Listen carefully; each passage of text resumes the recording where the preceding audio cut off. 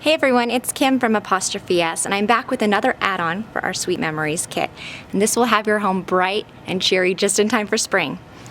Just as a reminder, here's the base kit for Sweet Memories. It has the H block, the cupcake for the O, M, and E. So when you remove that cupcake from the base kit, you can replace it with something from our spring add-on kit, like a little chick for April, and a flower for May, and this sunburst that has pretty gold metallic-y paper just for June. How cute is that? So for this kit, I'm going to show you how to make each of these springtime blocks. All right, let's go ahead and get started.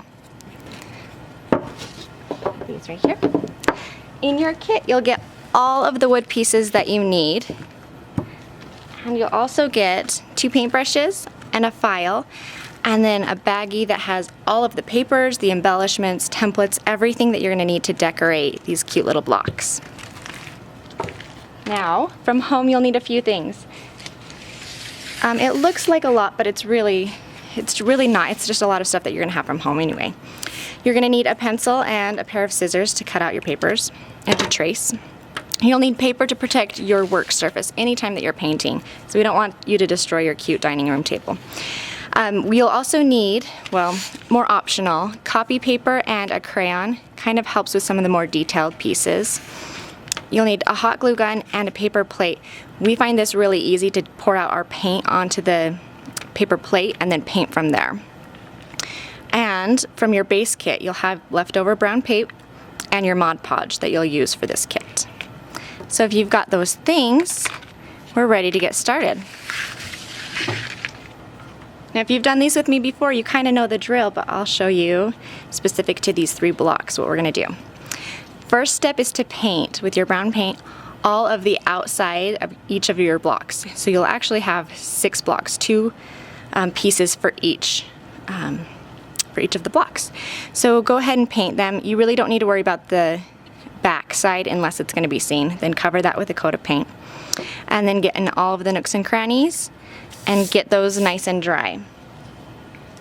Then we're going to trace out our shapes. Now there's 2 ways to do this.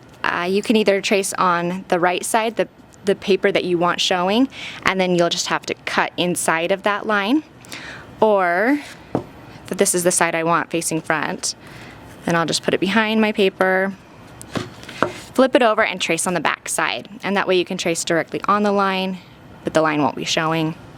Either way is fine. To get all of your pieces traced and cut out. Now for this sunburst, I was able to get my pencil in between all of these little sun rays, but it wasn't quite exact. So if you'd like, you can get some copy paper and a colored crayon, and you can make an outline.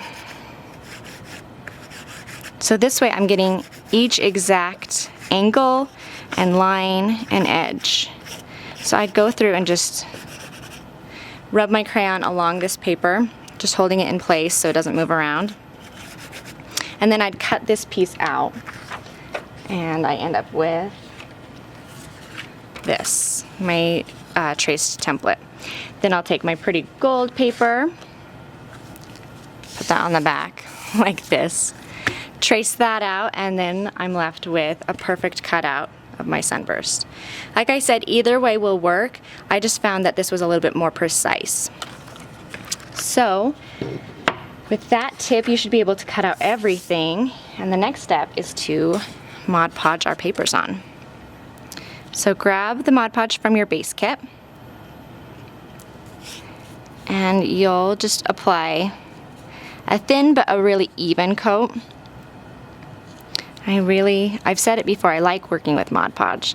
I think it's forgiving and it's flexible and it's easy. And you have enough time to wiggle your paper around so that if it's not exact, and mine is never exact when I put it on, you still can wiggle it around and get it right where you need it to be. So there's my little shell. I'll put this paper on, wiggle it around while it's still wet, and then I'll press each of those edges down. And sometimes, not often, but sometimes I get air bubbles, so I like to press from the inside out. Just get it all adhered down. Now, we didn't cut this one exact, so there's a little bit of overlap, and that's where your file comes in. You'll just file it down.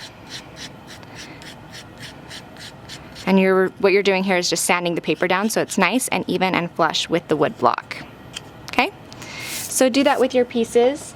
The gold paper, I didn't want to scratch it at all, so I didn't file down that one. That's one that I would probably just leave as it is. The other ones look great though. Once you file them down, they get a cool white edge, which I like. All right, now we have some cool embellishments for some of the blocks. This pretty little flower has all this dimension and depth to it because of these petals that are on the inside. So you'll have a little bag with pre-cut flowers. And all we're gonna do is just bend each of the petals up just a little bit, kind of curl it around your finger, and that will just make it look a little bit more natural and add some depth to it. And then with glue dots, which are also kind of cool because they're dimensional, they'll make them pop up a little bit more than like your Mod Podge would. You'll just use a glue dot on the back of each petal, and then layer them on top of each other, and they'll overlap and they'll cover each other a little bit, but the end result ends up looking so, so cute. So get that done with all of your petals. And then for your little chickie, you'll cut out this beak using a template. And then we have some sticky eyes for you to add on. The sticky eyes, they already have adhesive on the back, but we find that it's a lot easier to use Mod Podge, just a little dot when you're applying them down, and they'll stick so much better. So make sure you do that. And then the last thing to do is to just put the two pieces of each block together with hot glue. So you'll glue on your shell for the cute little chick, the center of your flower, and then the sun part of your sunburst. And there you have all 3 blocks for April, May, and June. Now we've got some other add-ons for our Sweet Memories kit, so be sure to subscribe to our YouTube channel so you can stay on top of all of those things, as well as new products too. And be sure to follow us on Facebook, Instagram, and Pinterest. You could also check out our website to schedule a party or check out more of our products. Thanks for watching our Sweet Memories Spring Add-on Kit from Apostrophe S. Make it yours.